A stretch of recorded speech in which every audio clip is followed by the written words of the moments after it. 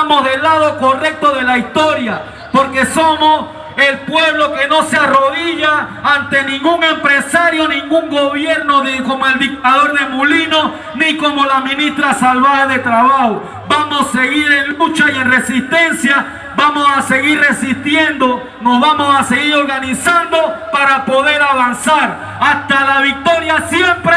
¡Venceremos! Hasta la victoria siempre. ¡Venceremos! Como decía el compañero Floyd Britton, en esta lucha no hay camino de retorno, solo queda marchar hacia adelante hasta el triunfo final. Gracias, compañeras y compañeros, y nos vemos en la calle, porque sin lucha, ¡no hay victoria! porque sin lucha, ¡no hay victoria! y la pelea es, y la pelea es, ¡viva los mártires de Chicago! ¡Viva!